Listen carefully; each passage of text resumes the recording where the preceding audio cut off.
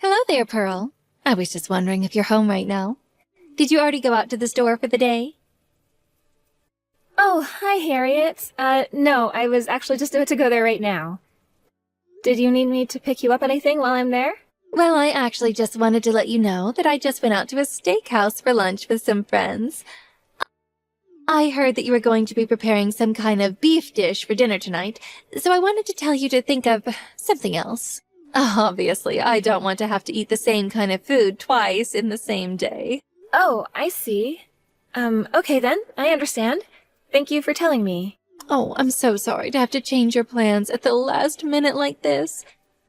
I was just thinking that having to eat something so heavy again would just do my stomach no good. I hope that you understand. Yeah, that's no problem at all. I can make something light for dinner since you're already feeling full. Maybe just some soup and a salad or something like that? I actually found a really nice soup recipe the other day. Yes, I think something light would be best for me tonight. But not a soup and salad.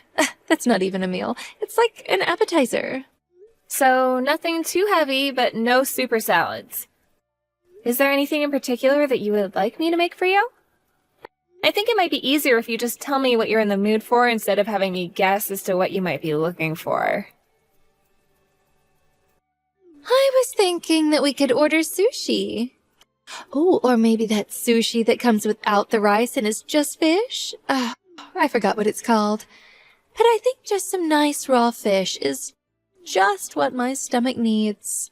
Actually, scratch the last bit. Do get the rice. So, would you want me to order this for takeout so that I can pick it up after the store? You can't be serious. You really think that I'm going to take any chances with my stomach by eating some delivery sushi? Oh, no. It's just rice and fish. Surely you can make some at home? Okay then, I guess I can try learning how to make sushi for dinner tonight. I'm sorry for suggesting otherwise. Oh, Pearl, it's not like I'm upset with you or anything like that. You don't need to keep apologizing to me. You're making me sound like some sort of bad mother-in-law. No, I'm sorry. I understand what you mean about your stomach. It's just that you always seem to prefer having food delivered, so I thought that it would be the same this time. I'm glad you told me otherwise so that I know now. Well then, I'm glad I was able to clear up any confusion you might have been having. I know that sometimes I probably come off as demanding and needy, you know. But I want you to know that I am really thankful for all the care that you show towards me. I mean, you and my son have barely even been married, and you agreed to come live with me. But the pleasure really is all ours. I just hope that we're not getting in your way since we moved in. Oh, you don't need to worry about that at all. I just hope that you and my little Dean can get along well now that you're husband and wife. Of course. I don't think you'll have to worry about that at all, Harriet. Although, if I can just make one last little comment, I think that you don't have the best memory in the world. I think you're probably right about that. So maybe you should make notes of the things that I ask you, so that when you're taking care of the house during the day, you can be sure that you're not forgetting anything. I know that is a lot of new information, but you would do the same thing when starting a new job, right? Just take notes about how things work and what order to do them in and things like that, right? Yes, I suppose that is something I would do if I were starting a new job somewhere. To be honest, since I saw that you hadn't been taking notes, I was worried that you might not be taking married life all that seriously. I was wondering if you hated me for telling you to do so many things and how to do them. I'm really sorry for any confusion, but that was never the case. You can trust me on that, Harriet. I'll buy a notepad at the store and be sure to use it from now on. please do that. And thank you so much for understanding where I'm coming from. In that case, I'll see you at dinner. I'm looking forward to your sushi. I'll see you then. Get home safe. Pearl, did you happen to leave the house without starting the laundry machine? I know that it's your birthday and you wanted to go out and spend the day with Dean, but that doesn't mean you can just ignore all your chores, you know? I'm not ignoring anything, Harriet. I did a load of laundry last night, actually. So you washed the laundry last night and then used the dryer to dry them? Yes, I moved the clothes from the washer to the dryer. Is there something wrong with that? I thought I told you I wanted you to air dry our clothes from now on. I know that, but that's why I didn't wash your clothes last night. I set them aside so that I could wash them and hang them up today when I get back home. Are you kidding me? So you purposefully didn't wash my clothes, but washed everyone else's? I'm sorry, but I had plans for today that I wasn't about to put off. Dean and I are spending the night at a hotel out of town, but when I get back home tomorrow, I'll wash them right away. There really wasn't much of your clothes anyways, so I don't think that it'll take too long. So then I suppose you think it's okay for me to just be waiting that long before I have clean clothes again? Oh, honestly, do you ever think beyond the next 5 minutes after you act? I'm sorry, Harriet. I really didn't think it would be this big of a deal for you. I knew I never should have let my son marry such an airheaded ditz. Look, I know you said that you never went to college because your family couldn't afford it, but I think it might have been because you weren't smart enough to get in. I suppose this means that any grandchildren I get from you are going to be useless as well.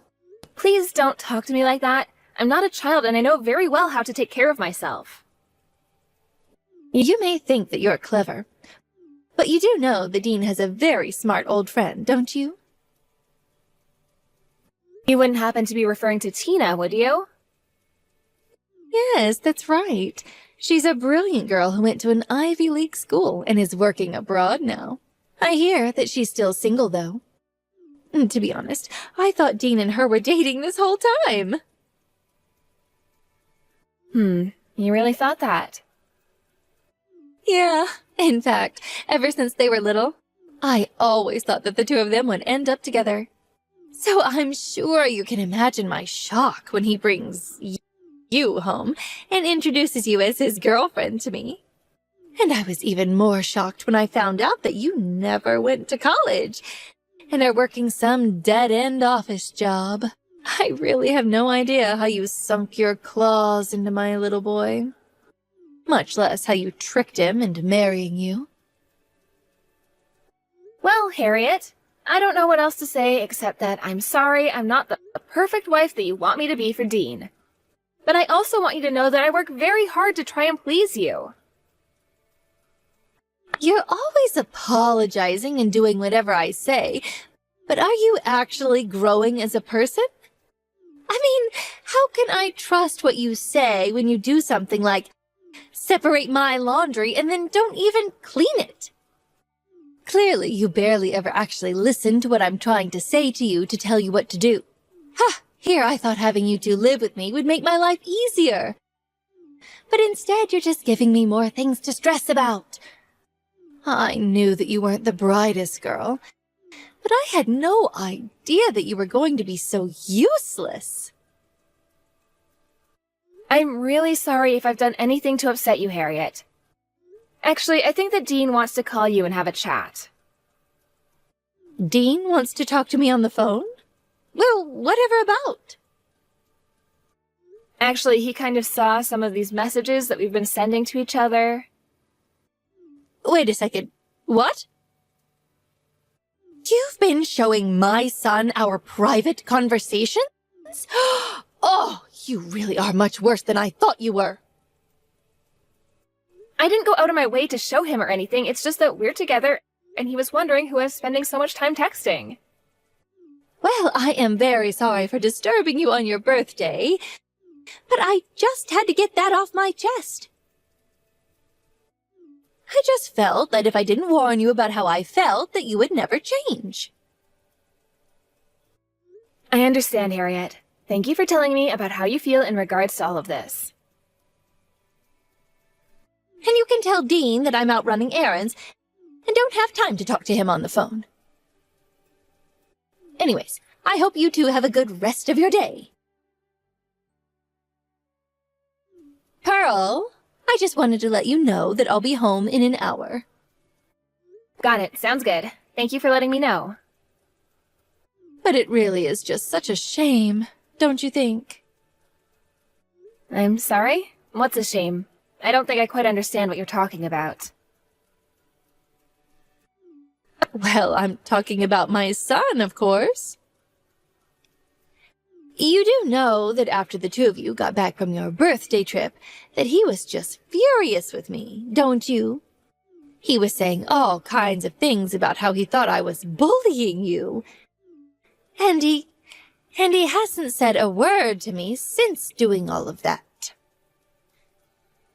Oh, I see. Yes, I suppose that really is unfortunate. But this morning, I asked him if he was still upset with me, and he said it didn't matter anymore. So clearly, my son has just run out of any love he might have had for you. Do you really think that's why I gave you that answer? That's right. He's not on your side any longer. He must have finally realized how ridiculous it was to accuse me of bullying you. Obviously, he saw that all I was trying to do was teach you how to be a better wife. Surely a mother-in-law is allowed to do that. I suppose you can do whatever you feel like, really. And that means I want you to listen to every little thing that I have to tell you. Do you understand? And if you don't do everything that I say, then you can just move out of the house. You want me to move out of this house? Well, of course. I mean, why would we feel the need to keep such a useless woman around if she isn't going to do what we tell her to do? I see. And you really think that this is the best way to go about all of this? I don't think. I know. And don't go running to Dean about any of this. He doesn't want to hear any more complaints from you at all. Personally, I want nothing more than to kick you out right now. But you're lucky I'm so kind. You know, I was thinking of just walking away from all of this myself. You mean you aren't going to do as I say? Do you really want to get thrown out of here that badly? I really don't care what you do to me at all anymore. After all, I don't really see any reason why I should have to listen to you at this point. Oh, I see what's going on here. You're just changing your strategy. You think you can just play chicken with me since my son isn't on your side anymore. I'm afraid that simple plan won't work on me. I don't have the patience to play these games with you.